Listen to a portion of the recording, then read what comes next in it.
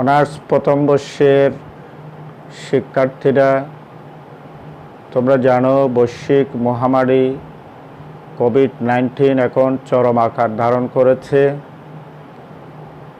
আক্রান্তের সংখ্যা দিনে দিনে বেড়েই চলছে। মানসিকভাবে আমরা অনেকটা অসুস্থ হয়ে পড়তেছি।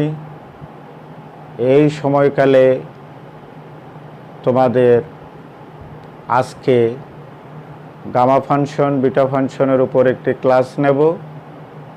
তোমরা বাসায় থাকবে, স্বাস্থ্যবিধি মেনে চলবে, মনোবল চাঙ্গা রাখবে, গরম পানি খাবে, গরম পানি দিয়ে বারে বারে গার্গল করবে, সাবান দিয়ে হাত ধৌত করবে এবং সম্ভব হলে গরম পানি সহ অন্যান্য মশলা সহকারে ভাপ নেবে এবং সচেতন থাকবে, সতর্ক থাকবে। ভয় নয়, সচেতনতায় জয়, এটি তোমরা খেয়াল রাখবে। তোমরা যেহেতু যুবক সম্প্রদায়, তোমার পরিবারের বয়োবৃদ্ধ যারা আছে, ছোট ভাই বোন যারা আছে, তাদের প্রতি সতর্ক দৃষ্টি রাখবে। এবং আমরা যে অখণ্ড সময় এখন পাচ্ছি, এই সময়গুলোতে পাঠে মনোনিবেশ করব, বারে বারে একই কাজগুলো দেখব, তাহলে এটি আমাদের আয়ত্তে চলে আসবে। অবসর সময়ে আমরা বিনোদনে থাকব, ইবাদত করব। যাদের গান শোনার অভ্যাস আছে তারা গান শুনব। মনোবলটা সজাগতায় চাঙ্গা করতে হবে। এবারে আসো আমরা গামা ফাংশন এবং বিটা ফাংশনের উপরে, এটি তোমাদের ক্যালকুলাস ইন্টিগ্রাল ক্যালকুলাস অংশের chapter 19 gamma and beta function. এটা খুবই ইম্পর্ট্যান্ট একটি চ্যাপ্টার। এই কাজগুলো ইন্টিগ্রেশনের আরও অন্যান্য জায়গায় আমাদেরকে অ্যাপ্লাই করতে হবে। ফলে আসো আমরা আস্তে আস্তে বোঝার চেষ্টা করি। প্রথমত গামা ফাংশন, যেটি গামা ফাংশন, গামা ফাংশনটাকে আমরা বলে থাকি second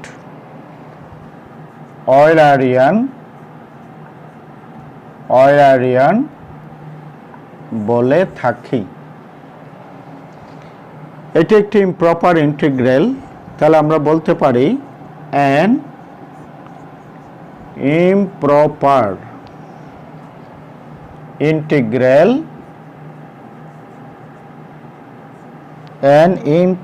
integral, integration 0 to infinity e to the power minus x to the power n minus 1 dx।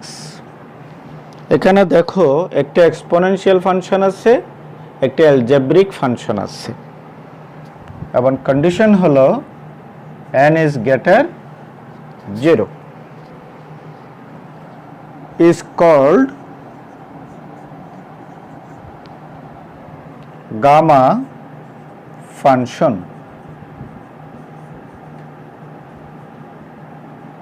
is called gamma function. It is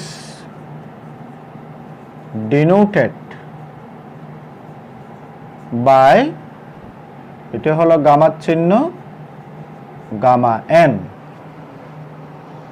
তাহলে আমরা বলতে পারি, সুতরাং গামা n সমান 0 to infinity e to the power minus x to the power n minus 1 dx। তাহলে লক্ষ্য করো, একটা improper integral 0 to 1 e to the power minus x to the power n minus 1 dx, এই ইন্টিগ্রেশনটাকে আমরা বলছি যে gamma function. এবার আসো বিটা ফাংশনটা কি?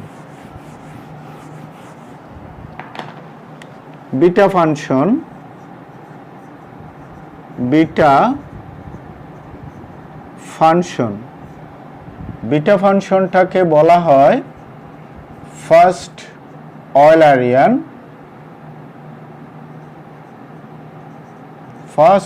অলারিয়ান। তাহলে আসো বিটা ফাংশনের সংজ্ঞাটা হলো দি ইন্টিগ্রাল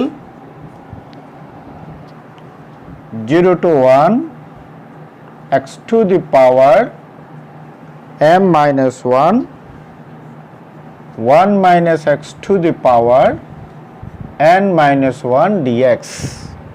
Condition হলো mn is greater 0, that is ধনাত্মক হবে, is called beta function, is called beta function. তাহলে মনে রাখতে হবে limit 0 to 1 x to the power m minus 1 1 minus x to the power n minus 1 dx. It is denoted by beta mn.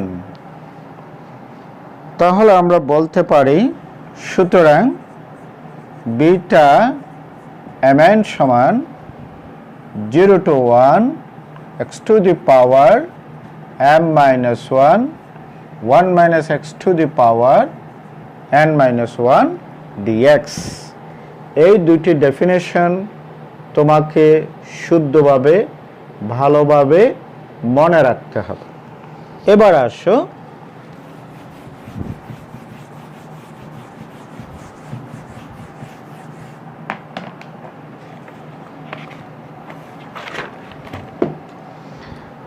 Theorem number 1।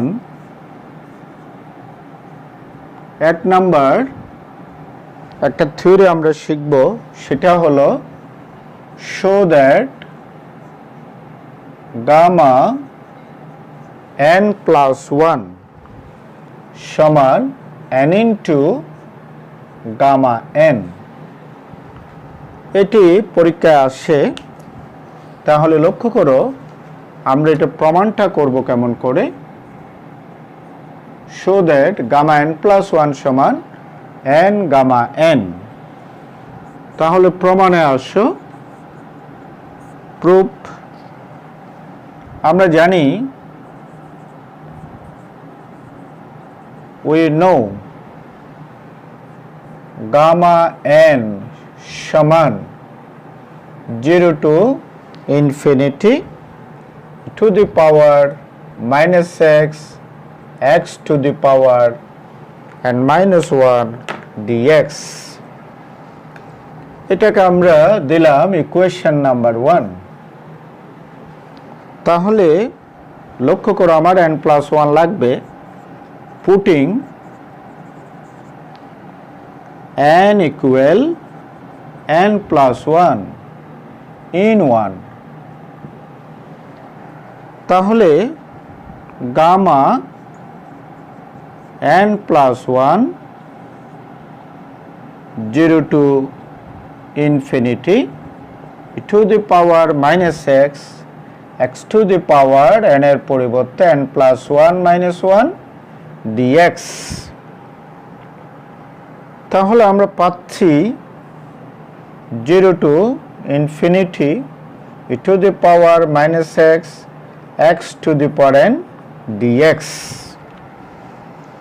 এখন আমরা এটাকে integration by parts, দুটো ফাংশনের গুণ থাকলে পরে ইন্টিগ্রেশন বাই পার্টসে ভাঙাবো।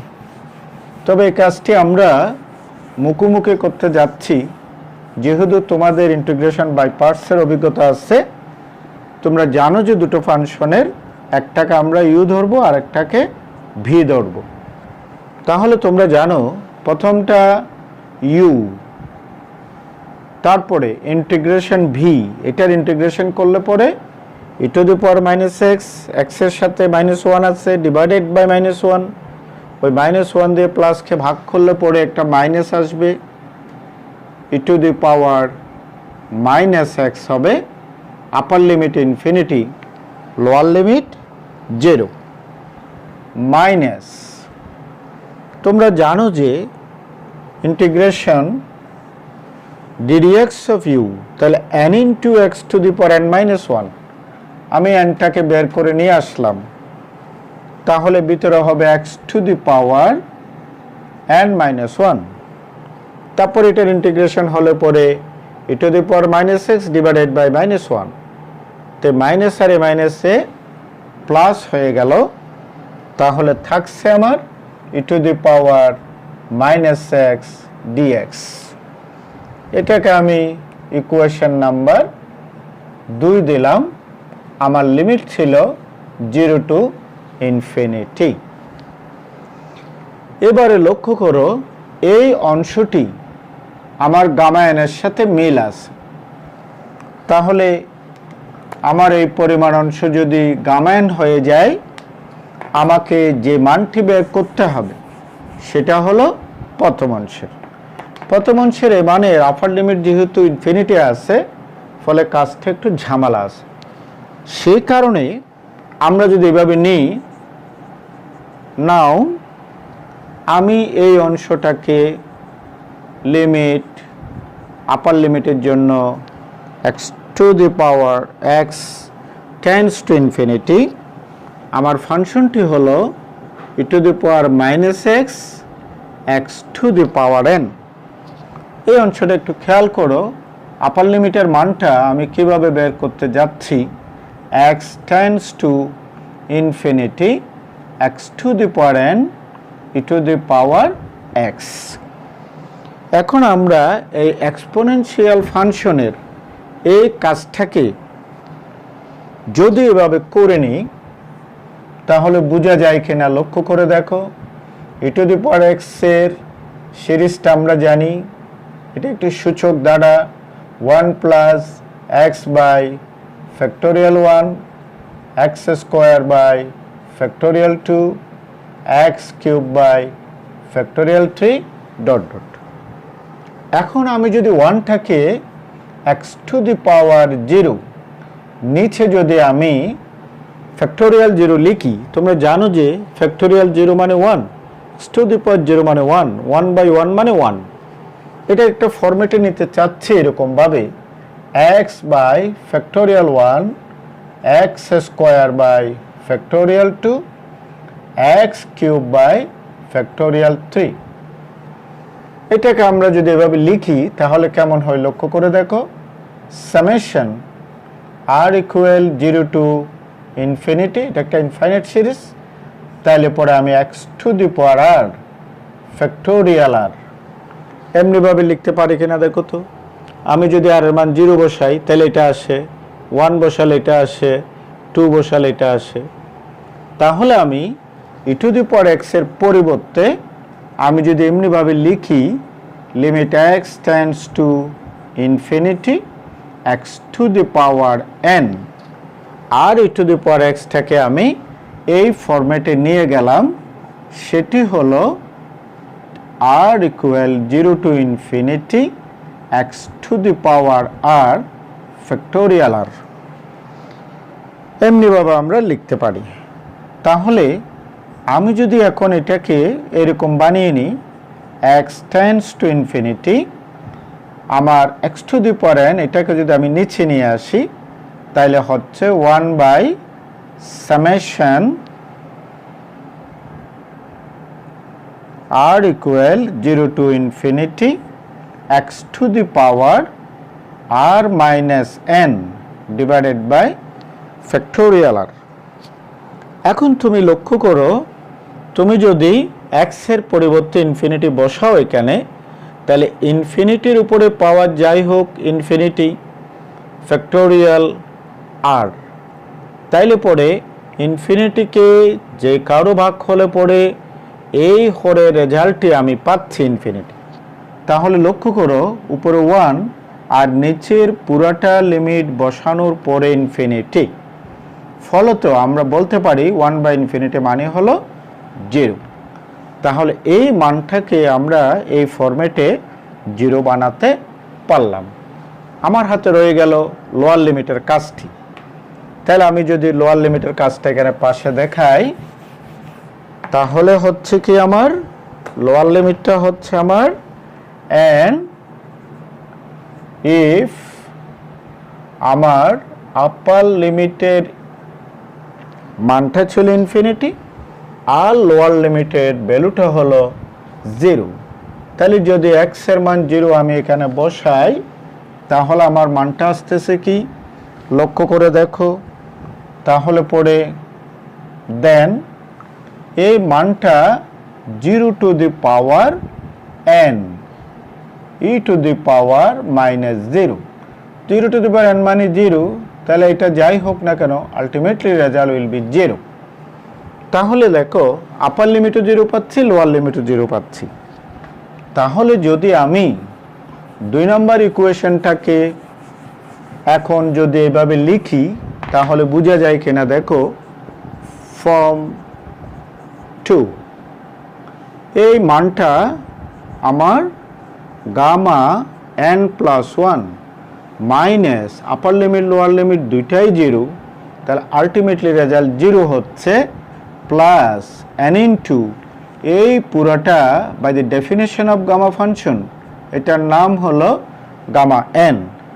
সুতরাং গামা n+1 সমান n ইনটু গামা n, এটাই তারা দেখাতে বলেছে শর্ট। একটু ঝামেলা আছে, বুঝে শুনে করলে বুঝতে পারা যায়। এবার আসো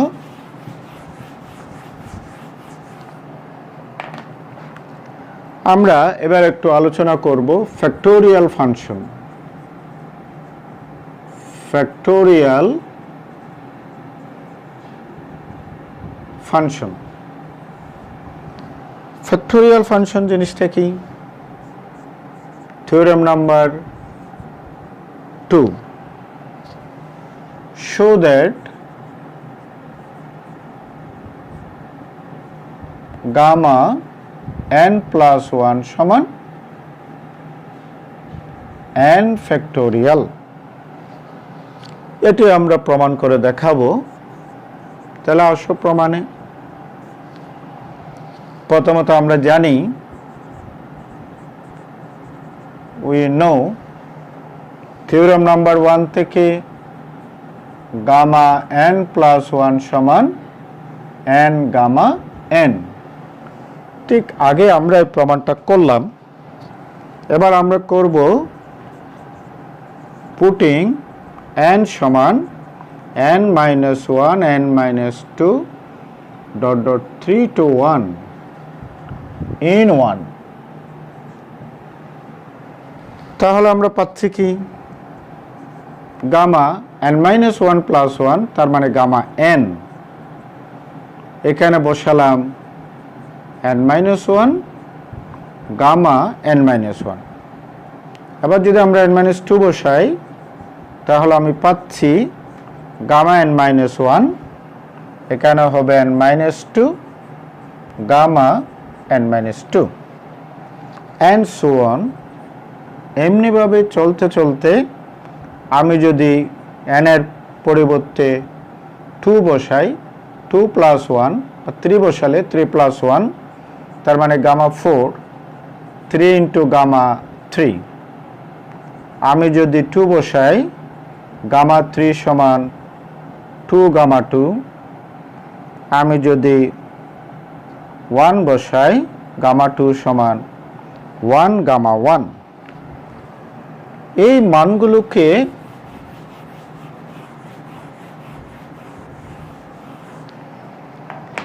আমি যদি 1 নম্বরে বসাই, তাহলে পরে ফ্রম 1 আমার 1 নম্বরে বামে ছিল গামা n+1 আর ডান পাশে n গামা n।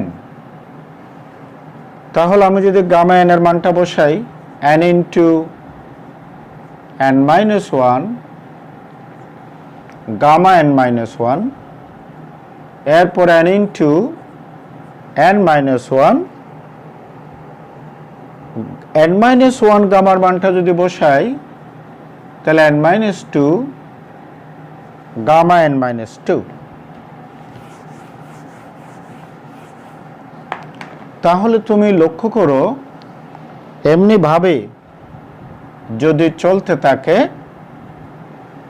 তাহলে আমরা কি পাই, দেখতে পাচ্ছি এক এক করে কমছে, m n minus 1 n minus 2 কমছে, কমতে কমতে তাইলে হবেটা কি n n minus 1 n minus 2 কমতে কমতে 3 হবে, 2 হবে, 1 হবে। এই যে n থেকে শুরু করে কমতে কমতে 1 পর্যন্ত গেল, তোমরা জানো যে এটাকে বলা হয় ফ্যাক্টোরিয়াল n। ফলে আমরা প্রমাণ করতে পারলাম গামা n প্লাস 1 সমান n ফ্যাক্টোরিয়াল। এটাই হলো short.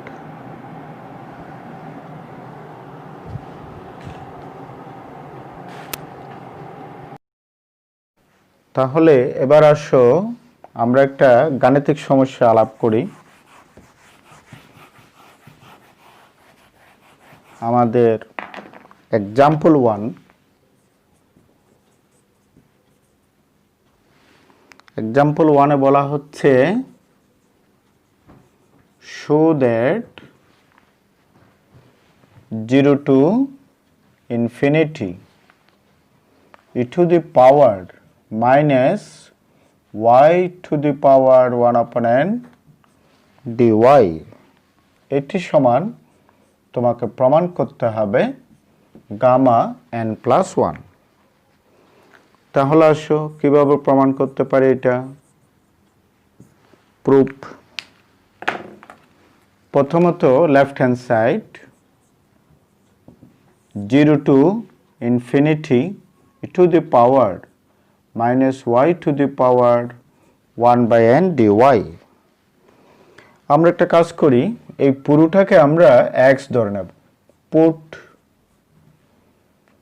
y to the power 1 by n সমান x।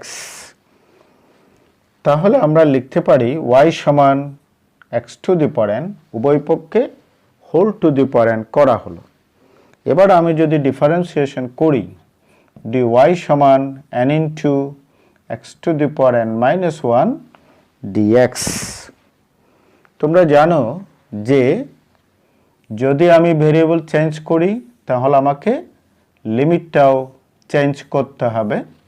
আমার লিমিট ছিল y, আমাকে যেতে হবে x এ, ইনফিনিটি ছিল, 0 ছিল। তো লক্ষ্য করে দেখো যদি y এর মান ইনফিনিটি বসাই তাহলে ইনফিনিটি টু দি পাওয়ার যাই হোক না কেন x এর মানও ইনফিনিটি হবে, 0 বসালে 0 টু দি পাওয়ার যাই হোক 0 হবে। তাহলে লক্ষ্য করো আমি যদি dy এর পরিবর্তে মানটা বসাই, nটাকে ইন্টিগ্রেশনের বাইরে নিয়ে গেলাম, লিমিট 0 টু ইনফিনিটি ঠিক আছে, ই টু দি পাওয়ার এই পুরোটা মিলে x, আর dy এর nটা নিয়ে আসলাম তাহলে x two the power n minus 1 dx। লক্ষ্য করো যা চলে আসলো এটা by definition of gamma function আমি এটাকে লিখতে পারি গামা n। তাহলে থিওরেম 1 আমরা পড়লাম গামা n প্লাস 1 সমান n গামা n, তাহলে উল্টোটা যদি লিখি তাহলে এটা দাঁড়াচ্ছে গামা n প্লাস 1। এটাই হলো আমার রাইট হ্যান্ড সাইড। এবার আসো আমরা আরেকটা প্রমাণে যাব, থিওরেম নাম্বার 3। থিওরেম নাম্বার 3 বলা হচ্ছে প্রুভ দ্যাট বিটা mn সমান বিটা nm। প্রথমত আসো by the definition of beta function আমরা জানি we know beta mn সমান 0 to 1 x to the power m minus 1 1 minus x to the power n minus 1 dx এটাকে আমরা দিলাম equation number 1। এবারে আমরা 1 minus x এর পরিবর্তে y ধরব, তারপরে পুরোটাকে y ভেরিয়েবলে চেঞ্জ করে নেব। তাহলে আসো পুট 1 minus x সমান y। তাহলে লক্ষ্য করো or 0 minus 1 into dx dy minus dx সমান dy, so dx সমান minus dy। নাম্বার 1। নাম্বার 2 হলো তোমরা জানো ভেরিয়েবল চেঞ্জ করলে পরে লিমিটিং ভ্যালুগুলো চেঞ্জ করতে হবে। আমার x থেকে y তে যেতে হবে। তাহলে লক্ষ্য করো এখানে আমরা লিখতে পারি সুতরাং x সমান xটা যদি আমি ওই পাশে নিয়ে যাই তাহলে পরে 1 minus y। এবার লক্ষ্য করো আপার লিমিট 1 লোয়ার লিমিট 0, তাহলে আমি যদি x এর জায়গায় 1 বসাই y এর মান হবে 0, আবার যখন 0 বসাবো y এর মান হবে 1। তাহলে আমার অঙ্কটি দাঁড়াচ্ছে আপার লিমিট 0 লোয়ার লিমিট 1, x এর পরিবর্তে 1 minus y m minus 1 আর 1 minus x টাকে আমরা ধরেছি y to the power n minus 1 R dx এর পরিবর্তে minus dy। তো আমি যদি dy বসাই তাহলে মাইনাসটাকে সামনে নিয়ে আসলাম।